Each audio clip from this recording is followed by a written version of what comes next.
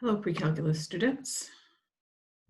Today we are going to talk about chapter 12. We're going to start chapter 12, and we are going to start with the first section. So you will need your chapter 12 notes. You will need your something to write with. You will need a highlighter maybe, and you will want your unit circle. We are done using the unit circle for, sorry, I know I keep going back and forth here. I'm distracted. I'm trying to get my screen to come up. We are done using the unit circle for trigonometry, which I'm sure you find exciting. This next chapter is about sequences and series, which you have a little bit of experience with from last year. Okay, so something to write with, your notes. Unit circle, not for the unit circle itself, but if you look at the back, there is formulas for chapter 12, and you're going to want a calculator. So we're going to start by reviewing some vocabulary you might be familiar with from last year. Here is some matching.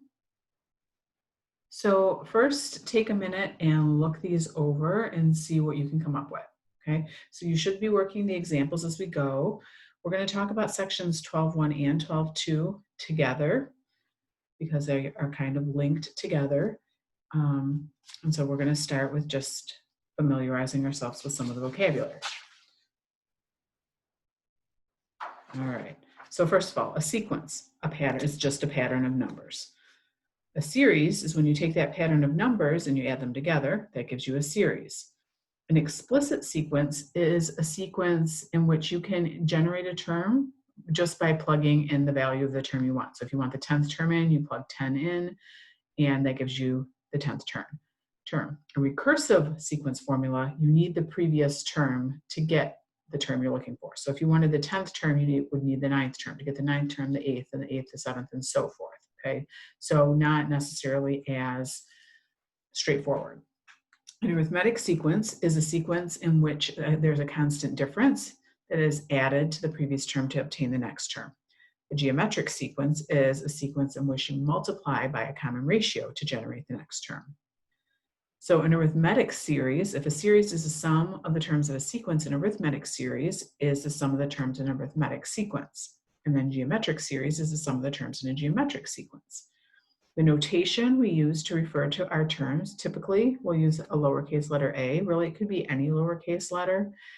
And for the first term, we would use a with a subscript of 1 to mean the first term. For the nth term, we would use a subscript of n. We're going to use d to represent our constant difference and r to represent our common ratio.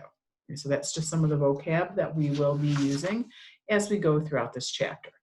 Okay, some of this I'm not going to write down. We just talked about how a sequence is a pattern of numbers. So I'm not going to take the time to write that down right now.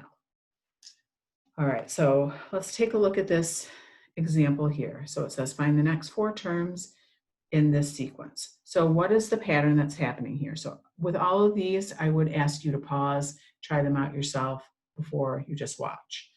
Okay, so what it seems like is happening is that we're adding 3 to get from one term to the next. So then the next term after 1 would be, if I add 3, it'd be 4, and then 7, and then 10, and then 13.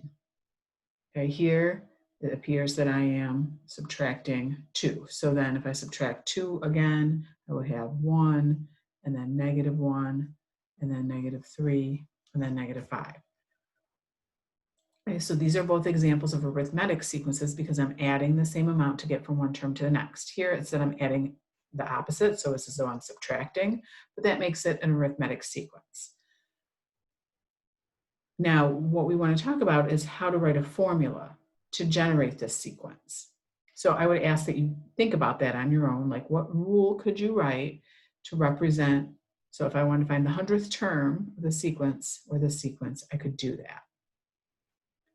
Okay, so there are 2 different ways that you could be coming at this. You could say, okay, well, I know I have to add 3. So I have to take whatever the last term was, and I have to add 3 to get to the next term. So if I'm using a sub n to represent the nth term, like for example, the 10th term, I need the term before that, I need the 9th term or the previous term, and then I would add 3. The way we're going to represent the previous term is we're going to have a, if this is the nth term, like the 10th term, if I want the one before it, I have to do n minus 1 as my subscript. So I have to take my previous term and I have to add 3. But that's not enough, because if I were going to try to find the 10th term, well, how would I know what the 9th term is? So with these, you have to have a start. So you have to define your first term. So we have to say something like, I know my first term is -5. And then to get my second term, I would do my first term plus 3. And that would give me the -2. And then to get my third term, I would have to take my -2 and add 3. And that would give me the 1, and so on. So this notation here means previous term. In general, when we want to write a recursive, this is called a recursive formula. Remember, we mentioned that before. A recursive formula depends on the previous term. So we would have to define the first term. And there are recursive rules that you could write where you maybe define a few different terms to start. But because it's arithmetic, we just need the previous term. Then to get the nth term, we would take the previous term. So this notation here means the previous term. And then we would add whatever that constant difference is. And what we had said a minute ago, we're going to use D to represent that constant difference. So this is the amount you're adding or subtracting each time. Okay, and so for this one, we would say our first term is 7. To get the nth term, we take the previous term, and in this case, we subtract 2. Sometimes you'll see a brace around that just to say, okay, these go together. Now we want to talk about an explicit formula. So a rule we could write so that we could generate the whatever term we want without depending on the previous term. So to get all these terms, if we think about this, we started with our first term was -5. And to get our second term, we took that -5 and then we added 3. Okay, to get the third term, we take all of this, right? We take our second term and then we add another 3. And then to get our fourth term, we take our previous term, so all of this, and then we add another 3. So look and see if you can notice a pattern. How can I figure out the 100th term? What does it seem like we're always doing here? Notice we're always starting with -5, and then we're adding some multiple of 3. So for the second term, I added 1 3, and then for the third term, I added 2 3s, and for the fourth term, I added 3 3s. How many 3s do you think we would add for the 100th term? Okay, hopefully you're noticing it's 1 less than the term number. So I would need 99 3s. Now that idea would work for any arithmetic sequence. And so my explicit formula would be I always started with the first term plus this number, how many of that common difference or constant difference am I adding? So it's something times that 3 is my D value. And it's that I have n minus 1 D values. So this is how I could write a rule in general. And some of you might be saying, well, I'm adding the same amount. That just means it's linear, which it is, and I know the slope is 3, which it is, and then you could figure out your start, your y-intercept, and you could get it that way. You could also use this idea here. Okay, so my equation here would have been, I'll do it up here, for my nth term, I would have had -5 plus n minus 1 times 3, and then I could distribute, right? So I could have, that would be 3n minus 3, so I could say a sub n equals 3n, and then that would have been -5 and -3, so minus 8. That would be my rule. Okay, so for this one, I could have said my first term is 7 plus n minus 1 times -2. And then distribute. So that would be -2n, that would be a +2, and then so +9. And that would be my explicit formula. Okay, so example 2 here asks you to find the 41st term in the sequence. Again, try this before you just say, okay, well, how do I do this? Okay, so the 41st term, I know my first term is 11, and then what's happening to get from one thing to the next? Take away 7, take away 7, take away 7. Okay, well, then that's my D value. So I want to know what A sub 41 is. So I'm going to put 11 in for my first term, plus It's my 41st term, that's my n value, right? So if I want the 41st term, that's my n value, minus 1. And then I'm going to multiply by my d value, which is -7. Okay, so I'm going to multiply so what would I have here? I would have 11, and this would be 40 times -7, so that's -280. So this is -269. That's my 41st term. Okay, now this next one, it says find the first term in the arithmetic sequence for which I know the 44th term is 229 and I know the d value is 8. So I want to know in this case the first term. So to me, it's easier to use the explicit rule. And just like here, I didn't even really think about it. I don't want to find like the recursive formula. I'm only going to use that if I maybe only need like the third or the fourth term, right? I don't want to find the 41st term by subtracting 7 that many times. Nobody has time for that. Same thing here. I know the 44th term is this. Well, I don't want to keep subtracting 8 until I get to the first term. That's just not practical. So I'm going to use the explicit formula. I want to know the first term. I know the d value is 8. So the question is, how do I use this piece of information? This means the 44th term is 229. So this 44 is my n value. And I know the 44th term is 229, so I'm going to put that in here for a sub n. And then we're just going to solve that equation. So this is 43 times 8, which is 344, and then we would subtract the 344, so the first term is -115. Okay? All right, so now we're going to move on from there. We are going to skip this arithmetic means just because it's not in the homework, it's not on the test. So we're going to skip the arithmetic means and we're going to talk about the arithmetic, we're going to move into the arithmetic series. So this example 5 asks you to determine the sum of the first 100 integers. And I want to add here the first 100 positive integers, right? Because integers, technically, where do those start? So I want to start with that. And this was a problem that was posed to Carl Gauss, who's a really famous mathematician. And this is in the age before calculators and all that. And his class was acting up, and his teacher had said, okay, you have to go home, you have to find the sum of the first 100 positive integers, you have to show all your work when you come in. Well, he comes in the next day and all he has is the answer, and his teacher's like, well, you cheated, how did you get that without showing any work? Okay, so here's what he did. He started writing it out, right? 1 plus 2 plus 3 plus 4, all the way right up until like 98 plus 99 plus 100. And then what he did was he wrote the same thing again, but backwards underneath.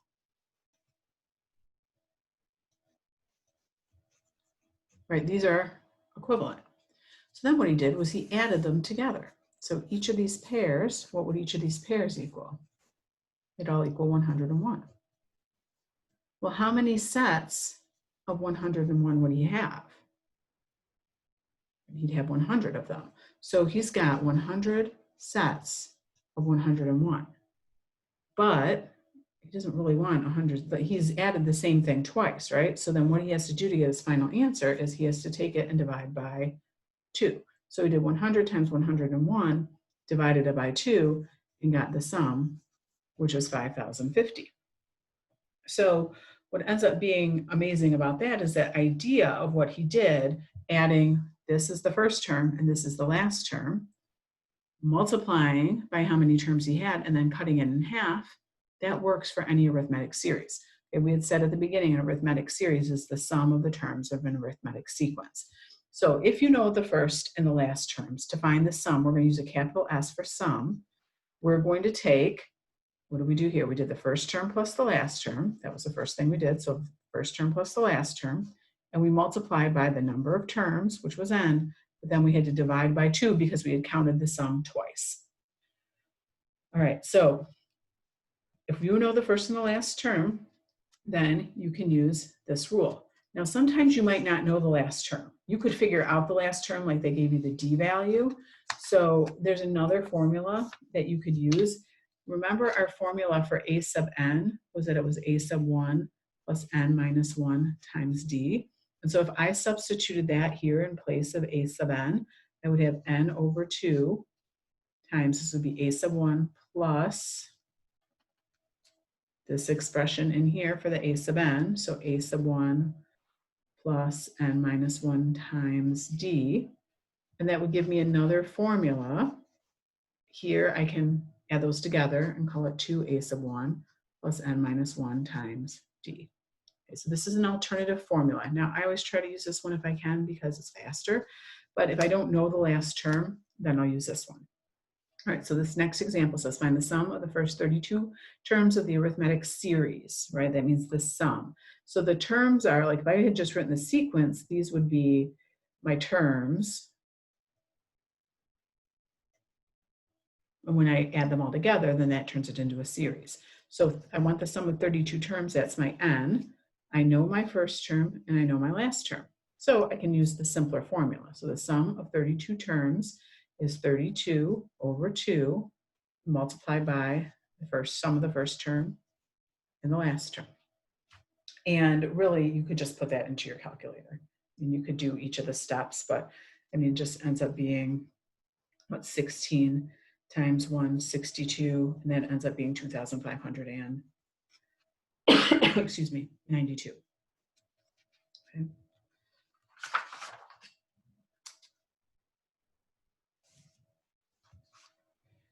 All right, so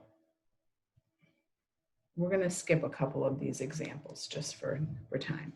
Let's take a look at example 8.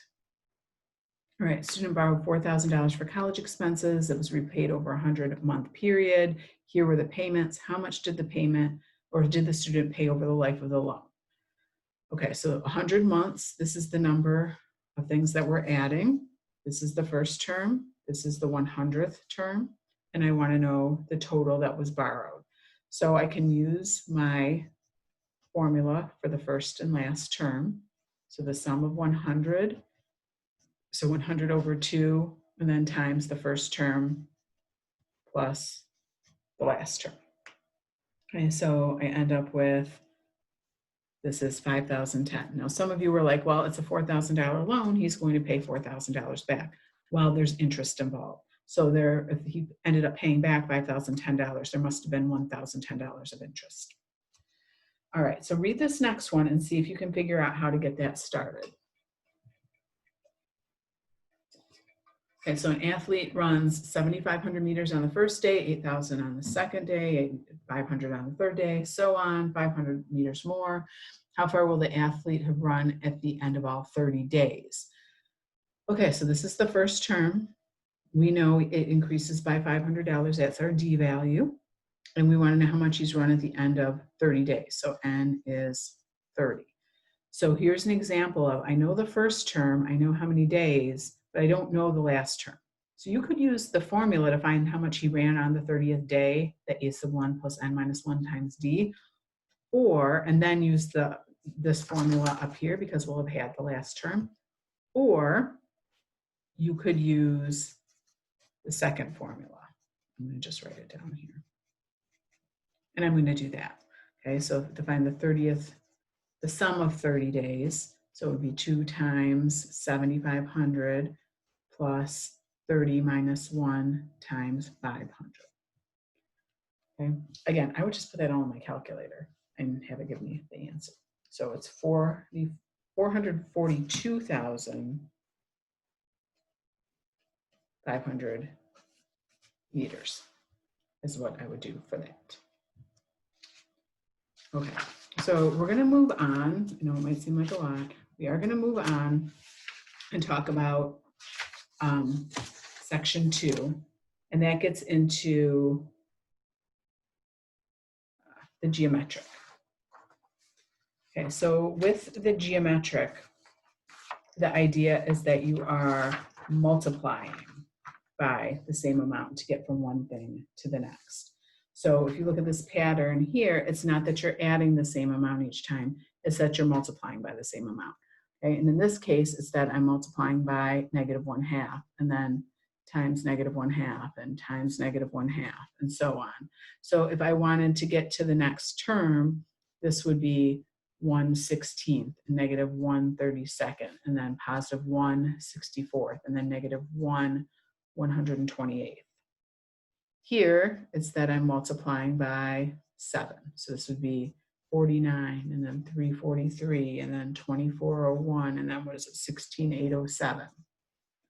Okay, so geometric sequences, we talked about this at the beginning, it's that you multiply by the same amount. And we want to come up with what are recursive and explicit formulas for these. So for a recursive formula, kind of the same idea as before. I have to start with, okay, well, what's my first term? So in this case, 1, and then what do I need to do to the previous term to get to the next term? So it's that I'm always taking the previous term and I'm multiplying by whatever the R value is. Okay, so it's the previous term, and in this case, times -1/2. You could put the -1/2 in front. But in general, if I pop down here to get my recursive formula, I start out by defining my first term, then taking my previous term and multiplying by R. Okay, so for part B, this would be my first term is 1/7, and to get any following term, I do my previous term times 7. Okay, so now what about the explicit formula? So here, it's my first term was 1/7. To get my second term, I did 1/7 times 7. To get to my third term, I did 1/7 times 7. I did my previous term, and then I did it times another 7. To get my fourth term, I did 1/7.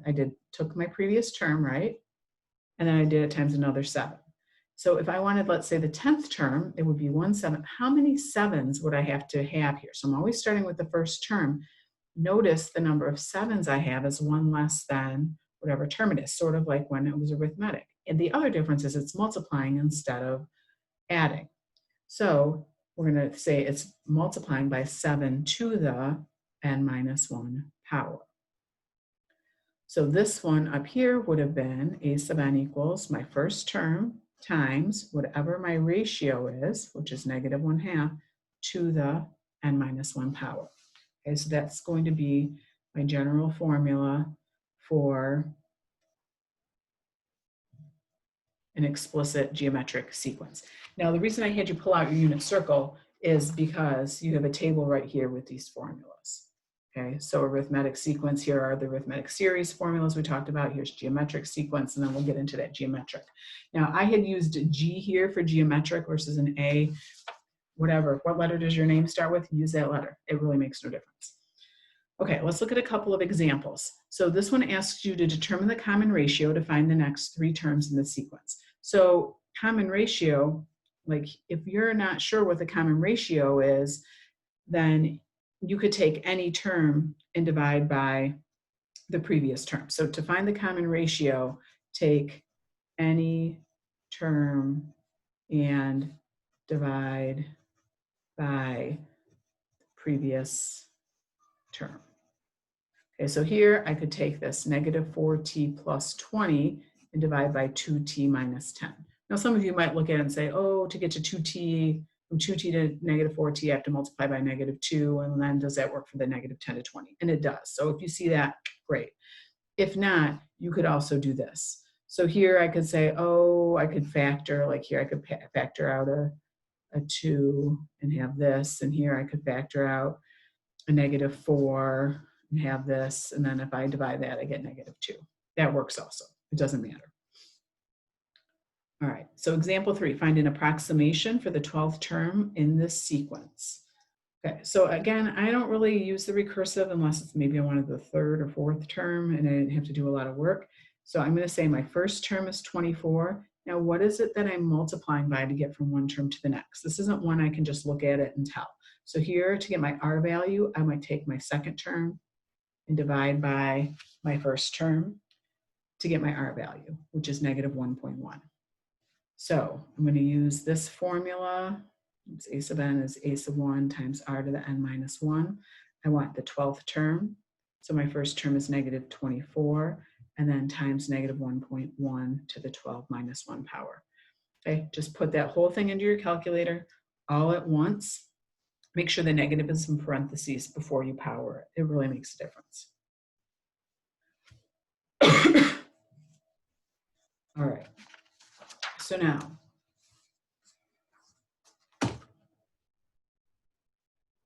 I'm like looking at this thinking, I probably should have split this into 2 different videos, and now we're in it, and so we're going for it, guys. All right. We may not do all of the examples, but we're in it, so we're going for it. Okay, so let's look at this next example. A new car costing $26,000 depreciates at a rate of 40% each year for 4 years. Find the value of the car at the end of 4 years. Okay, so the starting value of the car is $26,000. Depreciates, that means loses 40% of its value each year. Find the value at the end of 4 years. That's my N value.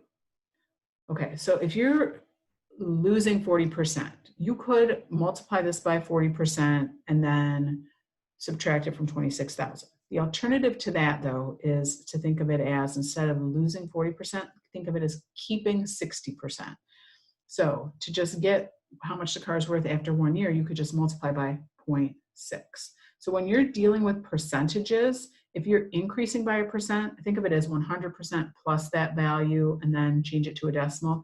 If you're losing a percentage, think of it as 100% minus 40%, which is I'm keeping 60% of the value.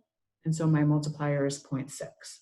So it would be A sub 4 equals my first term, 26,000 times 0.6 to the 4 minus 1 power.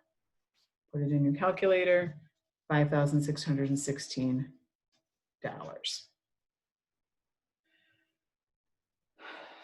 All right, let's take a look at example 6. Again, we're not going to do every single one of these right now. All right, so take a look at example 6. R is 0.2. I know the 7th term is 8, and I want to know the first term. Okay, so we did something similar to this when we did arithmetic. So here's my formula. I want to know my first term. I know my R value is 0.2. I know the 7th term is 8. So that means N, this is N minus 1, N is 7, and it is equal to 8. So now I want to solve this equation. So the first thing I might do is I might figure out what 0.2 to the 6th is. Okay, so let's do that. So 0.2 to the 6th power, which is, you're probably like, oh my gosh, I made a mistake. It's a 6.4 e negative 5. That's scientific notation. That means 0.000064, right? It just means back your decimal up 5 places. So rather than write that out right now, what I'm going to do is I'm going to think, well, what would I need to do to get my final answer, which would be to divide 8 by that. So I'm going to do 8 divided by, I'm going to arrow up to highlight my answer, click enter, it copies it and pastes it. And so then I get 125,000. Okay, so my first term must be 125,000. All right, so now geometric series. That's when we talked about this at the beginning, when we add the terms of a geometric sequence. Okay, and we're not going to go through developing the formula. It gets kind of long. It's similar to what we did the last time, where you have 2 versions and we do a subtraction. Anyway, what you end up with, and I'm going to just write it in this space. We don't need to distinguish. I have this in here. This is kind of a little bit older version of the notes you probably have in front of you right now. This is the formula that we would get. So the sum of n terms is the first term times 1 minus r to the n, all divided by 1 minus r. So this is the formula for the sum of a geometric sequence, or in other words, a geometric series. Okay, so this is the formula we're going to use. Again, your notes might be slightly different. When I grabbed this, I grabbed an older version than I meant to. It's okay. It's got the same examples. I just kind of, you're like she said to cut something. I didn't even have that thing. It's because I'm looking at a different version. All right, so we want to find the sum of the first 8 terms of this geometric series. So this is our first term. What is going on to get from one term to the next? Right, so if I take any term, divide by the previous term, because it's clearly not that you're adding the same amount, then that gives me my R value. I want the sum of the first 8 terms, so n is 8. So going back to my formula, so the sum of my 8 terms is that I'm going to do my first term, which is 14, times 1 minus my R value to the n power, which was 8, all over 1 minus R. Okay, really important here. You have to put this -5 in parentheses before you do it to the 8th power. You have to, because this comes out to be positive. You do an even power on a negative number. So then it's 1 minus a positive number, which is negative. If you don't put it in parentheses, it's going to say, oh, that's supposed to be positive, and you will get a totally different answer. So you really need to watch it on this. It's terrible when you have it all set up correctly and then you get the wrong answer because of something like that, because you entered it in your calculator incorrectly. So I'm going to do the control divide. So 14 and then parentheses 1 minus. Now, if you're like, I know that's going to be positive, I don't even need to put the negative, great, that's fine. Okay, but the negative with the power on the outside of the parenthesis on that negative, not on the outside of the big parenthesis, only on the outside of that -5. And then go down. I mean, you could just type 6, and then you end up with this -911,456 for your answer. All right, one more. So on April 1st of every year for 25 years, Andrea deposits $200 in an IRA, which pays an APR of 10% compounded annually. If she makes no deposits or withdrawals, how much will she have in the account at the end of 25 years? So we want the total amount that she wants. So when you're reading these problems, those are words like sum or total. That tells you you want the series formula compared to the sequence. I don't want to know how much she had in the 25th year. I want the total of all 25 years. So that means that n is going to be 25. She started, it's the first term is what, 2,000. And then it increases by 10% annually. So start with 100%, add 10%, that's 110%, or your R value is 1.1. So we're going to have S sub 25 equals our first term of 2,000 times 1 minus 1.1 to the 25th power, all over 1 minus 1.1. Again, I put that whole thing in my calculator all at once. Okay, if you figure this out, then subtract this, then multiply this. It's just too much room for like little mistakes or rounding errors or whatever. So it's just easier to put it into your calculator all at once. Okay, so I know that was a long one. It takes care of 12.1 and 12.2.